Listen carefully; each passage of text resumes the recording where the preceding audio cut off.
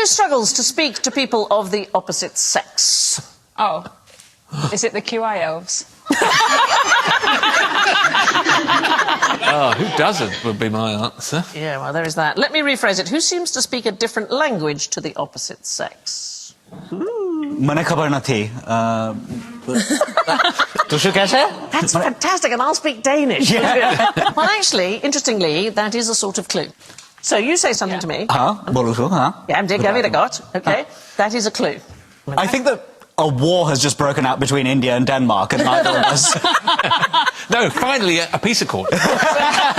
After many years, the upset over butter has been solved. It's called ghee! Oh, sorry, it's not. Oh, we started it again.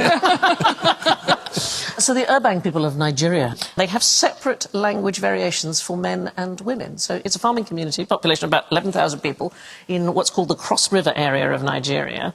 And they have a wonderful creation myth which states that there were first two people on earth, a bit like Adam and Eve, Urbang and Iwame, and God gave them a language each. And the intention was to give all tribes on earth 2 languages, one for each sex, and then God ran out of languages. You know how that happens?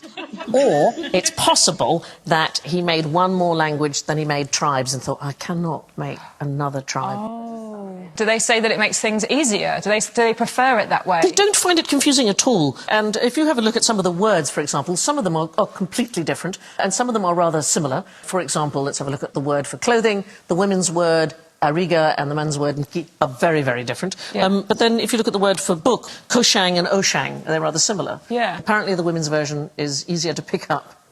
They do less puns, which I like. Very good. Okay. But all children grow up speaking the female language, and the boys transition to the male language about the age of 10. So, on your 10th birthday, your dad takes you to one side and says... No, my boy.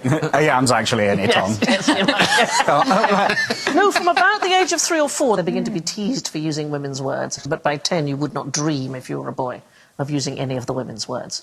And they don't have any gendered pronouns. Their word "o" means both his and hers, and they don't assign gender to words, like the French will do.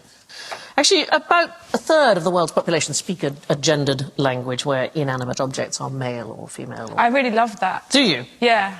I think it influences how people think about the thing they're talking about. And it makes you think of them as, like, nice gentlemen and ladies.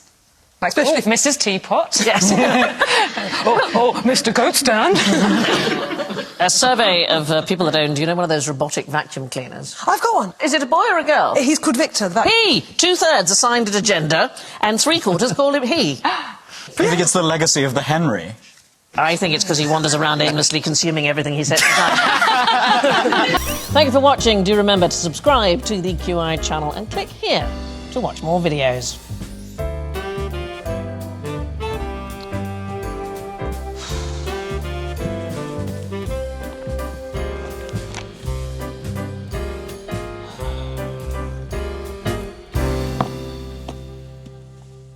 Please, come on, pick something.